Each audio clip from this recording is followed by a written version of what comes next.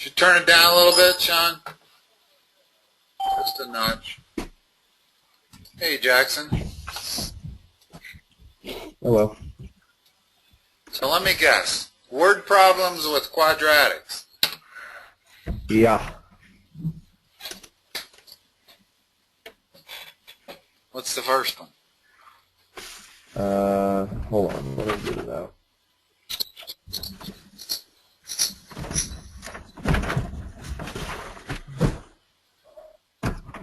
Why did you have a meeting with one of my classmates today? I did. Just got off the session with her, in fact. So I probably have done all of these already. Yeah, probably. All right, they were hard problems. That'll make it easier. Yeah, alright. So, I am sending you them now as soon as I can find them. Here it is.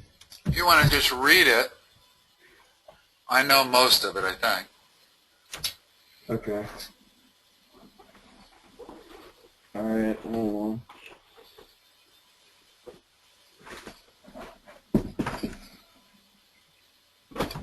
First one's $8 each. 300. The first one I have. The first one I have is the sum of two numbers is 20. Okay. If one number is x, then the other number is question mark. Their product is p of x equals question mark. Find the maximum value of p. P of x is their product, right? Yeah. Okay, so if x is one number, what's the other number? The other number is x plus x plus If is it x plus 20? if the sum of two numbers is equal to 20, one number is x, the other one has to be what? Is it like x? Other number is 20 minus x. Yeah. Right. This is a big leap. You have to make this leap numerous times, so you want to get used to it. In other words, you don't want to assign a second variable. You don't want to make it y. You want to leave it in one variable if you can. Okay. Okay? So the other number, making this leap to knowing that the other number has to be 20 minus x, you have to do that a lot. So now, what's their product? You have to find it. Well, what's the function that's going to represent their product? Oh, x times 20 minus x. Multiply that out. What do we got? Negative x squared plus 20x. Find the maximum. How do you find the maximum of that function? You can graph it. Yeah, that's what the instructions are, right? Yes. Go ahead and graph that on your Inspire. Okay. And find the maximum of it. And if you don't know how to do that, I can help you. But I think you probably know how to do it, yeah.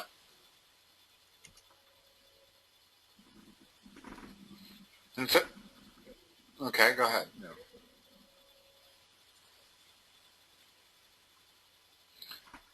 The maximum at point, or the vertex is 10, 100, so the maximum is 100. Right. And it occurs at x equal 10. So 10 times 10.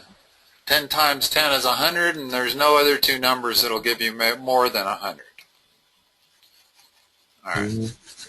So that was pretty straightforward. All right, the next one.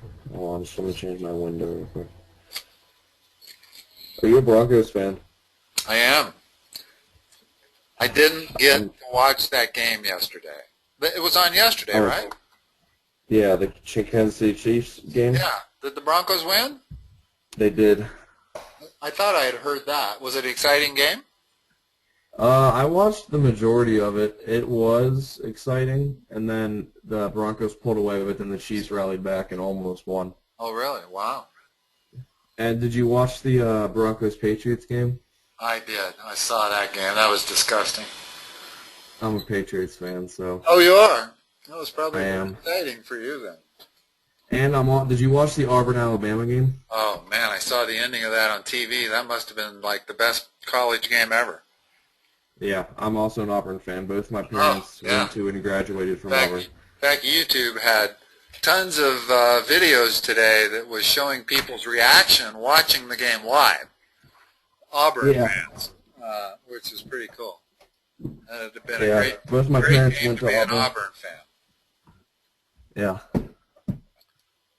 All right, the next one is the sum of two numbers is 40. Find their greatest possible product.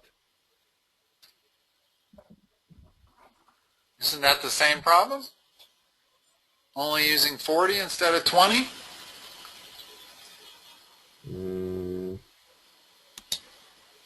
Yeah, pretty much. Actually, yeah, pretty much. Yeah, x is first number. 40 minus x is second number. That makes the sum of them equal to 40. And their product is minus x squared plus 40x. So there's their product function. And again, put that on your calculator. Find the maximum. And we know it's a maximum because that negative sign means this parabola is going to go down. So there's only a maximum. There's no minimum.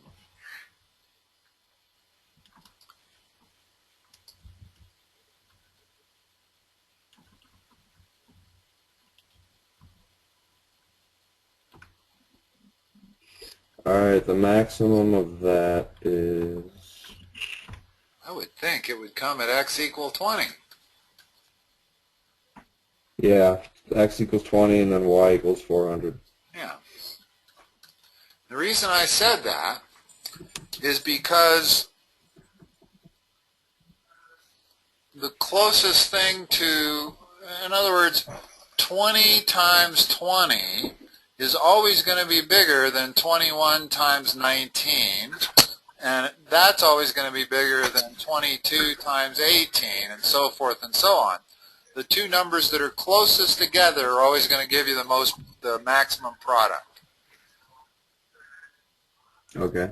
I mean, that's just kind of worth knowing.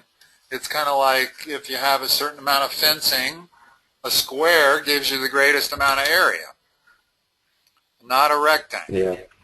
A square, or if a circle would give you the absolute maximum amount of area if you had, 200 feet of fencing. You'd put it in a circle first, square next, so forth, to maximize the area. But this problem here seems exactly the same as the first, only with a different number, 40 instead of 20. Pretty much. All right, next one. A rectangle has a perimeter of 100 centimeters. Find the greatest possible area for the rectangle. Hint, draw a diagram and label the length and width.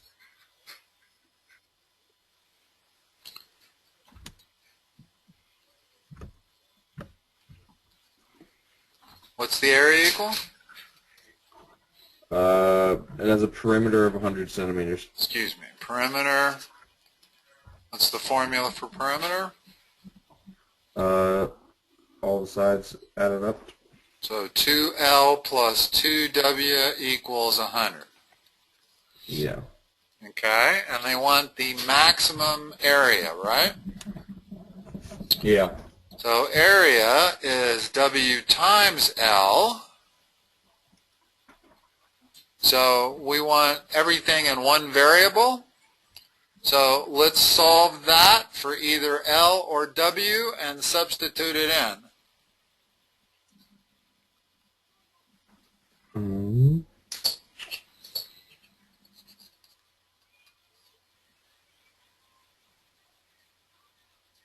Oh, if solving for L, it would be L equals negative W. About 50 Plus minus 50. W, Yeah. right? Because first thing we can do is divide everything by 2. So we have Yeah. L plus W equals 50, so L equals 50 minus W. Okay, so now we go into the area function, which is the function we're trying to maximize. And we have W times L, which is 50 minus W. There's our quadratic. Once we have a quadratic, you know how to find the maximum of it. All right, let me find this real quick. And again, I'm going to tell you that it's when that thing is a square, not a rectangle. So for that thing to be a square, it's got to be 25 by 25 by 25 by 25.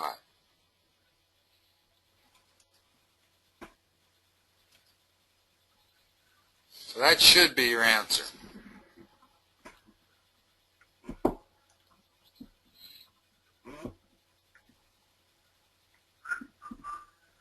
All right, yeah, it sits at positive 25, and it's x equals 25, and then x equals 625, or y equals 625. Yeah, because 25 times 25 is 625. But Yeah. do you see that concept where I know for sure that that maximum area is going to occur when that thing is a square, not a non-square? Yeah.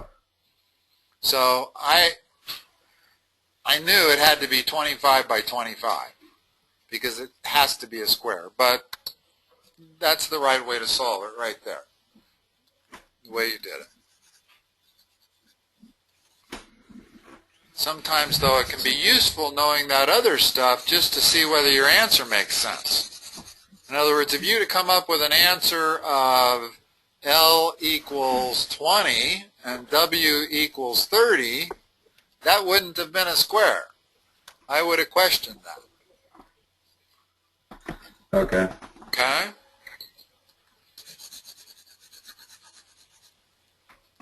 All right, the next one.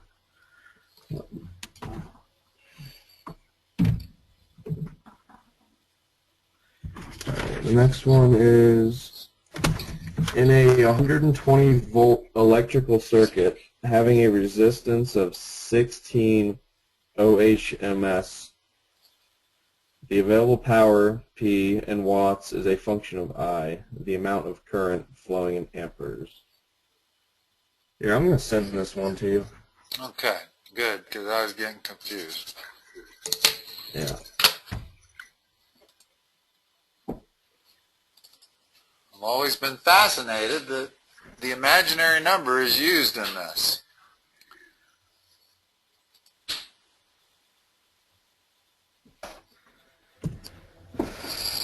It's one of the few places that I know of that imaginary numbers are used in real life applications, is in electricity. Yeah. And then on this page, I sent you a couple of problems. We're doing 11, 13, and 15. Okay. Oh, yeah, by the way, I got on our last quiz, I got a 45 out of 50. Fabulous. Good going, Jackson. Yeah. I'm glad to hear that because Really your good. mother, I promised her that if you put in 2 hours a week, you would see dramatic improvement. Yeah. There's only one problem that it was the very first question. I don't think any kid in our class got it. I think Really? like 2 kids got it. Yeah. So once we're done with this, we can go over that real quickly because it's only one problem. Okay. All right, yeah.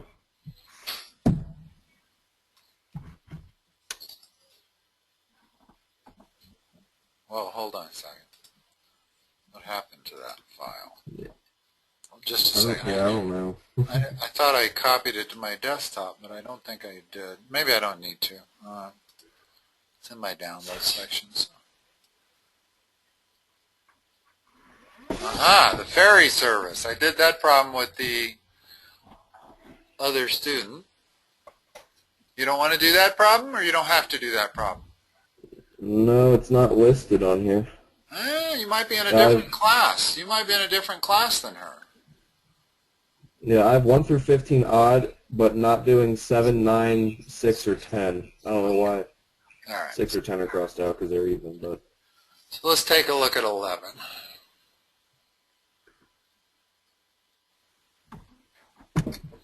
No, that's not the I was thinking it was anyway. It's not the imaginary number I. All right. So this problem might look a little complicated, but it appears to be very straightforward. It's a quadratic. It opens down the parabola. So there's going to be a maximum that you can possibly get out of it. So input this function into your calculator and see where that maximum occurs. I'm not quite sure why the 16 is put in there. Oh, I know why. The 16 and the 120 is what shows up in this formula. In other words, the resistance goes in front of the I squared, and the voltage goes in front of the I. Okay.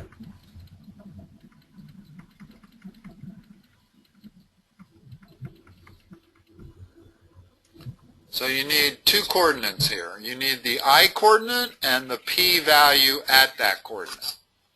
So both coordinates on your vertex are the answers to those last two questions. Okay. And I'm not sure if that one graphed. You want me to graph it on Wolfram Alpha? Well, yeah. that doesn't really help you. You really need to be able to know how to do that on your calculator. No, like I typed it in correctly, but like I zoomed out really far, and it still Let me didn't pull show up my up. Inspire and see what happens. In other words, these are really calculator problems more than they are Yeah, that's what our teacher told us to do. quadratic problems. So let me put this in real quick and see if I can find the maximum. Do you have any sessions after me? I do, unfortunately. Everybody's starting back big this week. You should. That sucks because the Monday Night Football game tonight is the Seahawks and the Saints, and it's going to be a really good game. Yeah. Yeah, it will be. Won't it? I watch most of my sports recorded anyway. Even the Bronco games, I try to record and at least give them. I don't like watching all those commercials, so. Yeah. All right. And these Inspires take a while to boot up, don't they? They're as bad as... Yeah, they do. They are like computers. What the heck? All right. Let's see. I want... Just a second.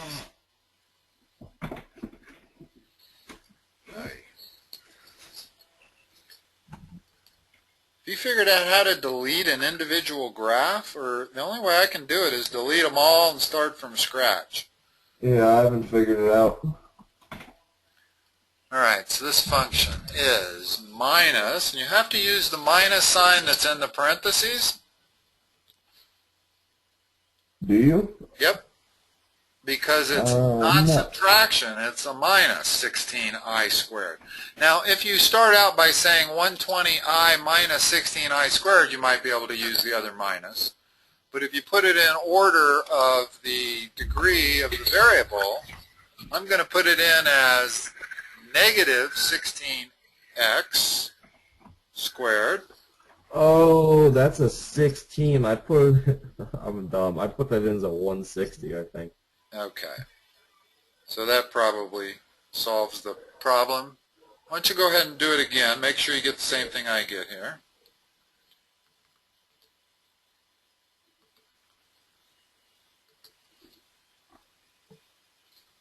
Yeah, there we go. All right, maximum is... Okay. Now, the first thing I got was I can hardly tell it's a parabola. Yeah. So I need to zoom out 4.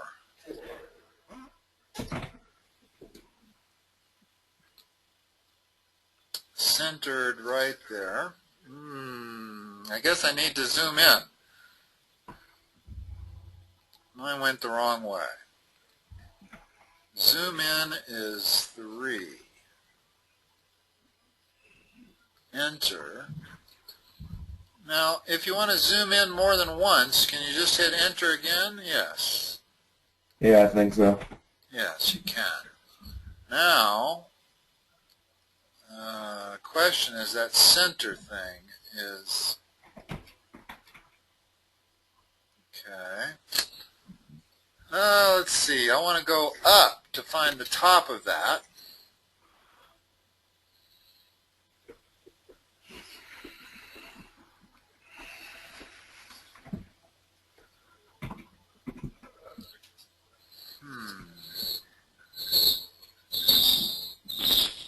How do I go up?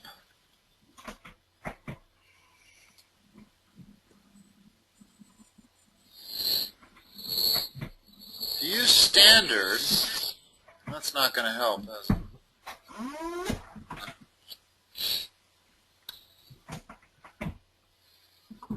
Let's see, minus 16 will make that very skinny.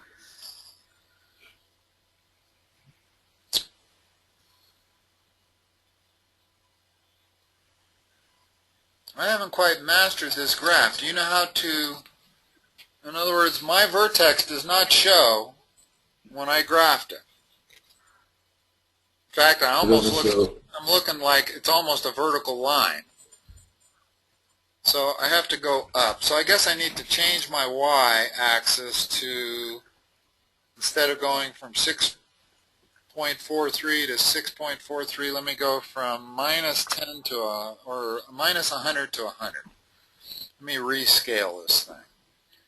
So 4, 1, and y minimum, I'm going to do minus 100, y maximum plus 100, and hit OK. Alright, that helped. I can now see that the vertex is within sight, but I still can't see it. So let's go from minus 200 to plus 200. Do you know how to do that? Yeah.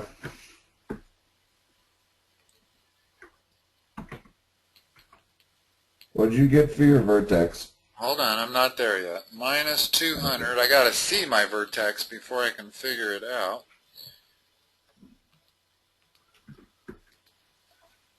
I still can't see it. It's above 200. So I got to do it again. Set your window at like 300. Yeah. That's what I was about to put in.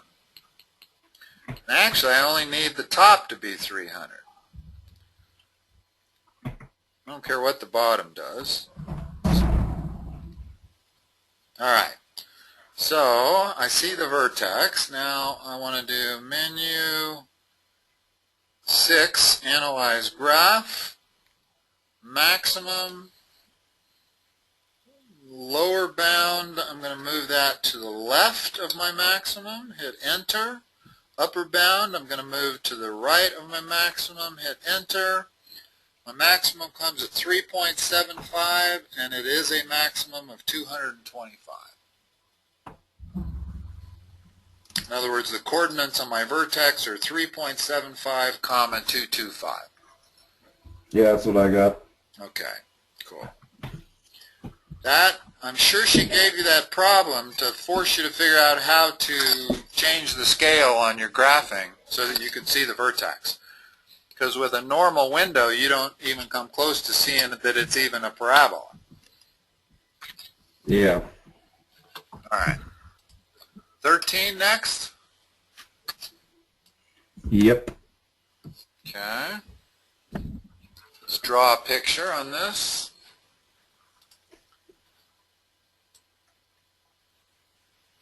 Do you have answers on these? Yeah, I do. You want to check? Oh, 12 we didn't do. Okay. We don't need to. You want to check 11? Just make sure we did it right? Yeah.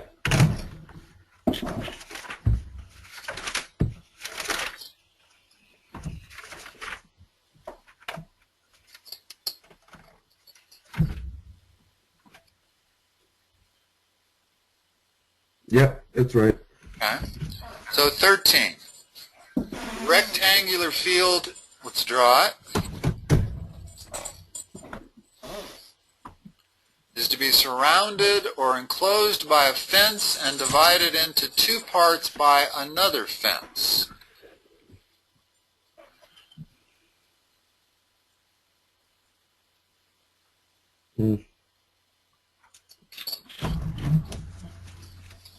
Like that. Find the maximum area that can be enclosed. Oh, no, there's no outside fence. In other words, there's just... Yeah, I was about to correct you on that. There's just this. This is the outside fence. This is the fence that splits it in two. So, if I let this be x, and this be y, what equation can I write involving x and y for perimeter? 2x plus 2y equals p. How many y is it? It's 3y, isn't it? Oh yeah, it would. Yes, it would. Equals 800. So there's one equation. But that's not the equation we're trying to maximize. We're trying to maximize area. Area is equal to x times y. So if we can define one of those variables in terms of the other, we can substitute it in for here, and then we'll have area as a function of just one of the variables. And that's the secret. That's going to be a quadratic. So solve the equation that has both variables for one variable. What do you get? You get x equals negative 3/2 plus 400. Okay. So now let's substitute that in for the x in the area function, and the area function is what we're trying to maximize. So if we can get the area function into a quadratic, we'll find the vertex of it. So area equals x, no, not x, excuse me, 400 minus 3/2 y times y. So there's your area function. That's a quadratic. Now, you can probably input this into your calculator without distributing it. In other words, I don't see that there's a problem by inputting it exactly like that. I don't know. Let me try it.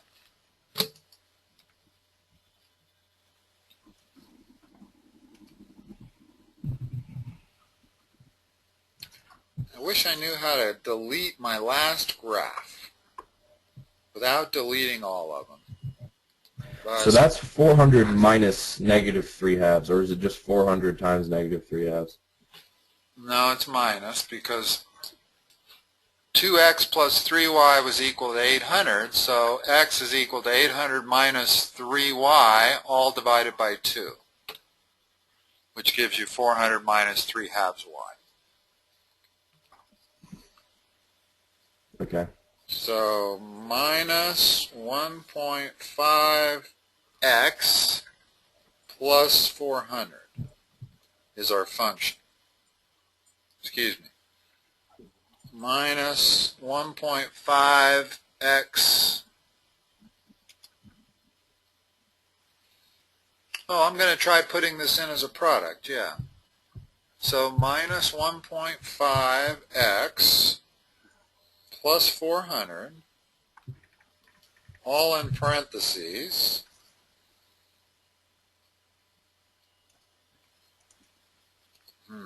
Okay, let me start over again. I'm just wanting to see if we can put this in as a product of two linear functions. You know what I'm saying? Yeah. Okay, so the first one is, let's do 400 minus 1.5x, and then move to the right. I think I got it, but it looks really big. Like it has a vertex of over 1,000. Yeah, I wouldn't doubt that it is really off scale. Okay. We know that it's up high, right? In other words, mine looks like a straight line going through the origin. Mm-hmm. So I need to go way up high. So how can I do that? I'll just set the Y. So I'll do zoom, window, and then 1 for settings. And I'm going to set the Y maximum at 2,000. That won't work. I can't see mine at 10,000. 20,000.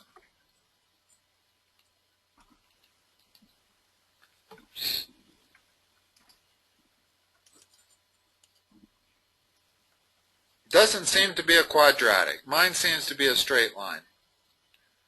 So, did you input your function as a product of two linears or as the quadratic?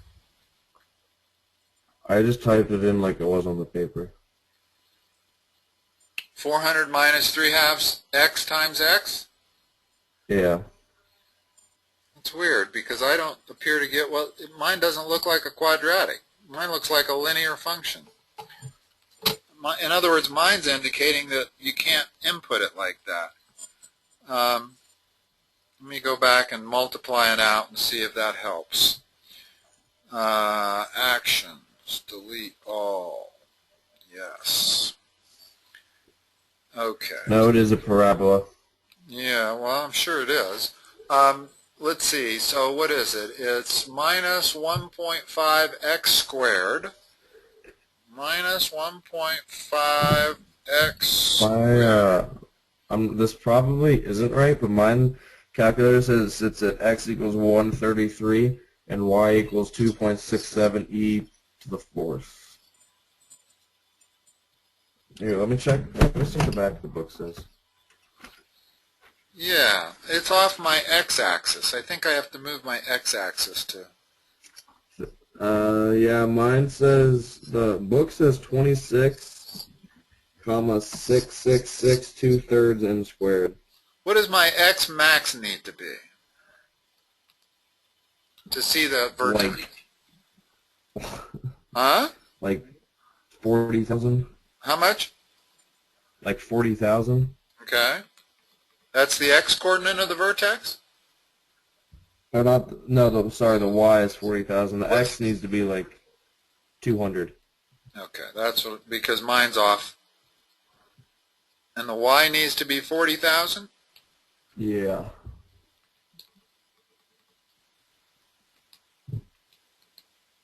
Okay, now I see the top. Okay, so now I do analyze graph, maximum. Now, does it matter? I don't think it matters if you put the lower bound to the right and the upper bound to the left, does it? I don't think so. I got 133 and 2.67 times e to the fourth. You know that's what I got. You know what that means? 2.67 times e to the fourth? Is it just 2.6? Is it 2.67 scientific? Is that the e is the scientific notation, isn't it? Right. So it's 2.67 times 10 to the fourth. In other words, move that decimal place over 4 places, and you'll get 26,700. Yeah, that's what that number is. 26,700.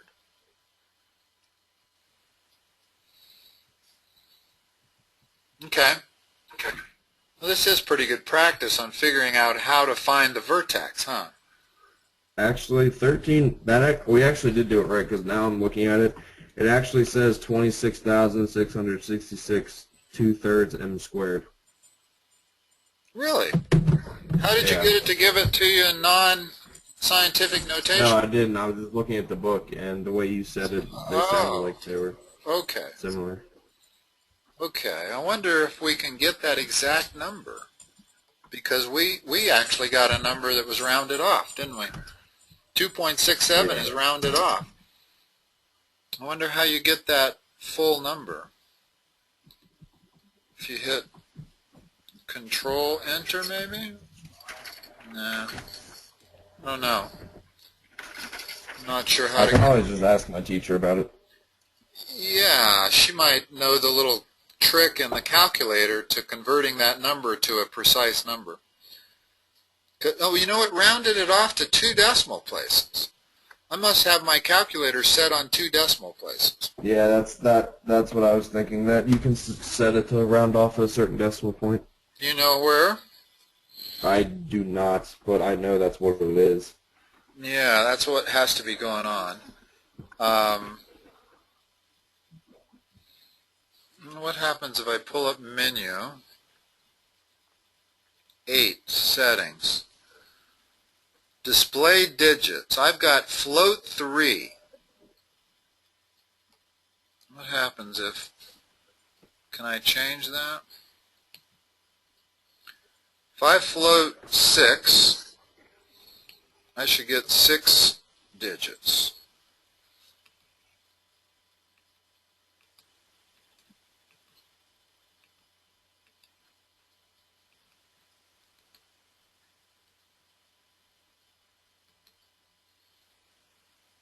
I changed it to 6. Yeah, it does give me 6 digits now. Gives me 26,666.7.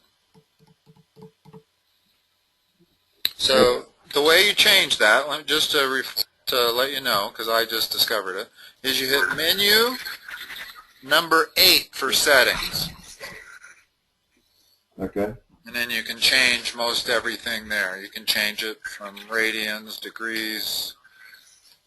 All the graphs and geometry settings are there. Okay. All right. So we want to look at 15 next? Yeah. Yeah, every one of these produces a parabola that you can't see the vertex. So the whole point of this section is to figure out how to get your calculator so that it can find the vertex. Okay. All right, 15. Actually interesting. So far, not a single problem has been the same as what I had with my other student. But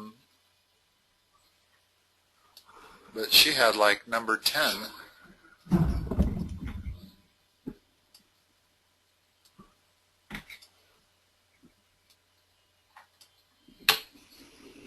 Okay.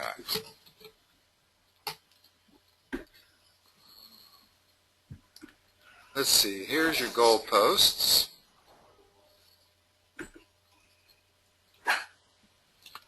The football player is kicking it from the 25-yard line. If you imagine the coordinate system with x equals 0 and the goalpost at x equal 105, so this is going to be 105.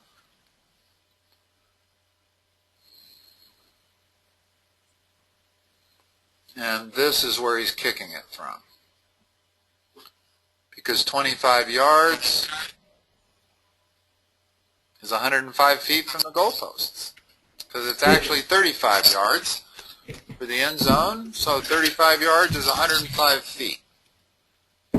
So he's going to kick it like this. Okay.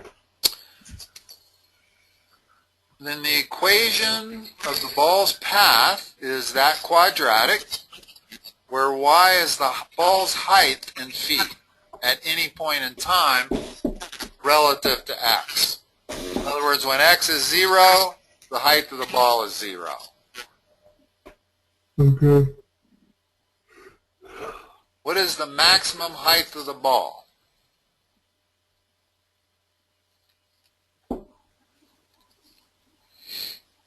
Put that function into your calculator and figure out what the y value of the vertex is.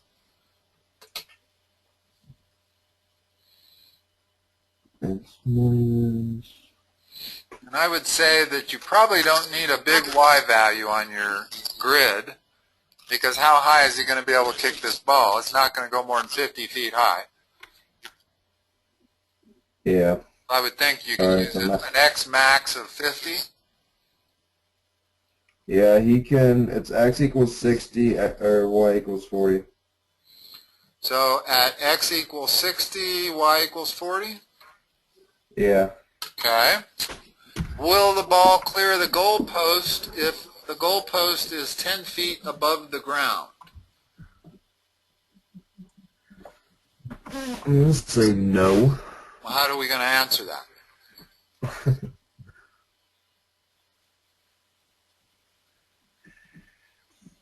What height does the ball have to be when X is 105? For it to go through the goalpost. Would have to be 10 feet high, wouldn't it? Would it? Yeah. In other words, when X is 105, figure out what Y is. Go ahead and solve that equation. Find out what Y of 105 would be. And if it's greater than 10, it goes through. If it's less than 10, it goes under.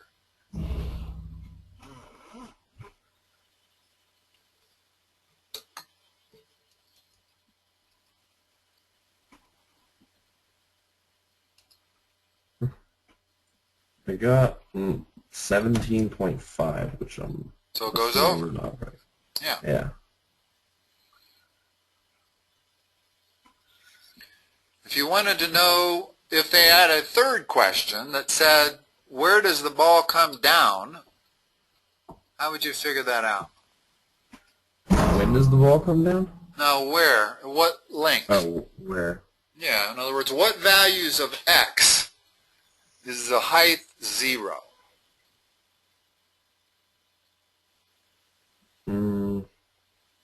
Solve that equation. Let Y equal 0. Solve the quadratic. You get two values. One of them is going to be 0, and the other is going to be something more than 105. Yeah. Because this ball clearly is going to come down and hit the ground, but it's going to be past 105 yards, or 105 feet. Okay. So if you solve that quadratic, setting Y equal to 0, you'll get the two values of X that make the height equal 0. Obviously, one of them is going to be right there. So a value of 0 gives you a height of 0. And then the other solution is the solution that answers that third question that I theorized. Yeah. All right. What else? Okay, now the one question on my test. Oh, okay. Close this one out. Pop this open. Go ahead. All right. You gonna verbalize it or send it to me? I think I can verbalize this one. It's not very long. Okay. All right, so it's find a quadratic equation with integral coefficients having roots -1 plus or minus square root of 6. Find a quadratic with integer coefficients. Integral. Integral. Is it integral or integer? Integral. I-N-T-E-G-R-A-L. Okay, I guess that must mean the same as integer. Coefficients having roots -1 plus or minus square root of 6. Well, that's the kind of answer we get from plugging it into the quadratic, right? Yeah. And the quadratic that we're going to be looking for is going to have this form. Mm-hmm.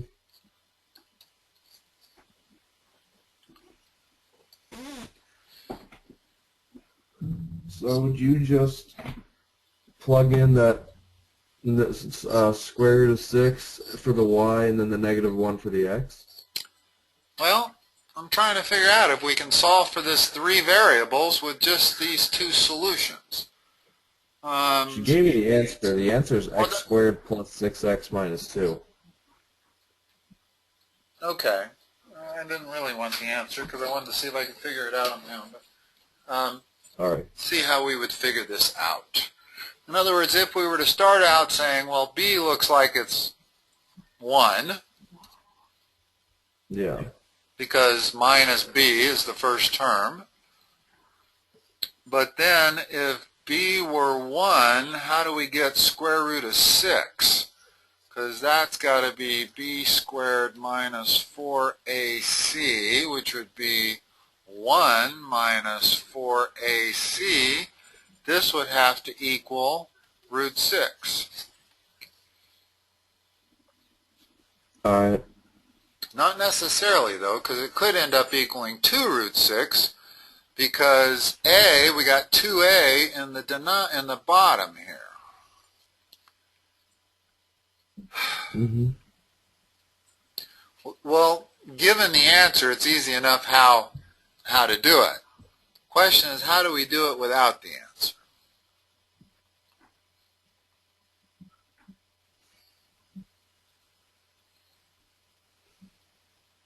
We can't really assume that B is negative 1. Because what if, when we, this is an interesting problem. You see why we can't assume B is negative 1? What if the quadratic gave us this?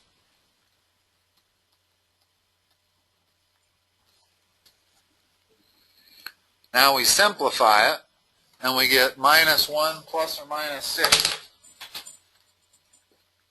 Mm-hmm. Do not chew this rug. No. Sorry about that. So I can't assume that B is minus 1 or 1 because there might be an A. Okay. The question said find a quadratic. Yeah. So there's multiple ones. She only gave me one answer. What was that answer again? X squared plus 6x minus 2. Which would give you, if you plug that into the quadratic, you'd get minus 6 plus or minus 36 minus 4 times minus 2 all over 2. How does that give you an answer? Minus 1 plus or minus root 6. I don't know. X squared plus 6x minus 2? Yeah. That's the quadratic? Yeah. Am I doing something wrong here? Minus 6. Let's see, what is this number? This is 36 plus 8. So that's square root of 44, which is 2 root 11. I get minus 6 plus or minus 2 root 11, all divided by 2, which would make my answers minus 3 plus or minus root 11. So with her quadratic, that's my answer. Okay. I don't think her quadratic works to give you these answers. Okay. I was going to ask her about it. Nonetheless, I'm trying to figure out how we'd be able to solve this.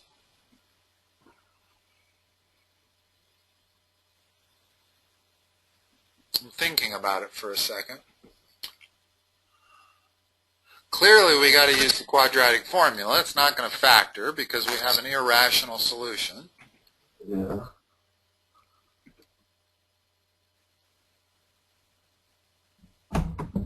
How about if we say the following?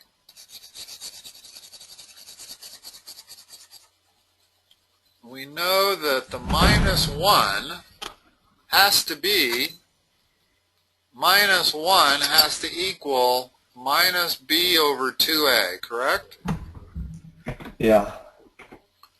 And the root 6 has to equal the square root of b squared minus 4ac all over 2a. Okay.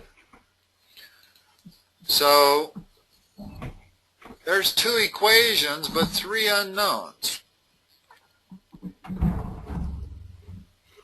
Okay.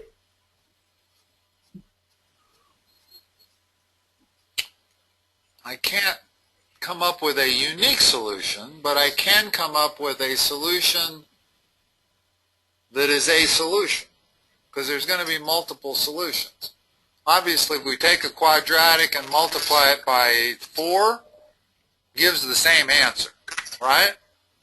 Yeah. In other words, if this really was the answer, then 4x squared plus 24x minus 8 is going to give you the same answer. You're not changing the zeros by multiplying that whole equation by a constant. So I will be able to solve this. Let's see, what do we get here? We get minus 2a equals minus b, so we get 2a equals b. And then if we solve the other one by squaring both sides, we get 4a squared times 6, 24a squared, equals b squared minus 4ac.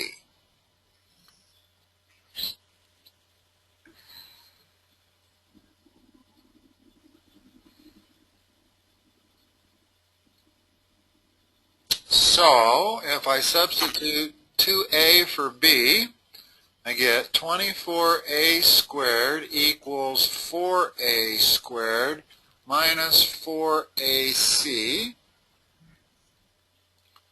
So that would be 20a squared equals minus 4ac. Let's make this 5 and none, or 5 and 1.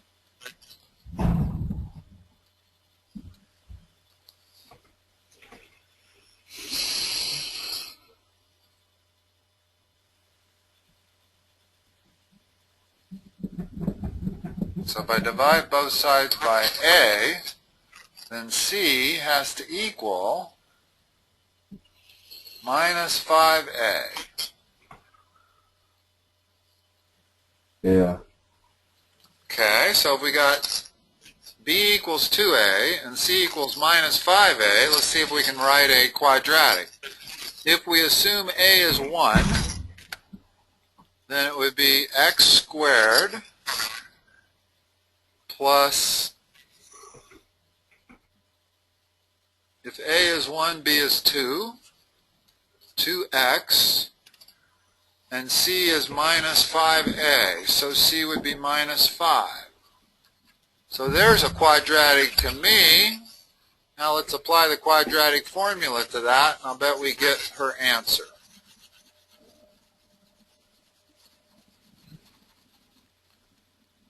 Minus 2 plus or minus 4 plus 20, all divided by 2. That's equal to minus 1 plus or minus root 24 is 2 root 6, all divided by 2, gives us minus 1 plus or minus root 6. This is the equation right there. Okay. The secret to solving this was assume a is 1. Because a could be 1. In other words, not only is this one solution, but so is this. Okay. If you apply the quadratic on that, you'll get the same answer. Minus 1 plus or minus root 6. So it's okay. Oh, and they told us that integer answers. So it's safe to assume let A equal 1. Okay. Yeah. Once you let A equal 1, then all of the other stuff solves itself. Okay. Yeah, take this in and show it to her. This answer right here, and tell her this is the answer that gives -1 plus or minus root 6 as solutions. Okay. Not hers. You might want to be a little tactful about it. But. Yeah. All right. We got 5 minutes. Anything else? Nope, that's it for tonight. All right. So we're meeting tomorrow from 7:30 to 8:30? Yeah. Is that what I said yesterday? Hold on a second. Yeah, 7:30 to 8:30. I'll talk to you tomorrow night. Okay. All right. Thank Jackson. you. Bye-bye. Bye.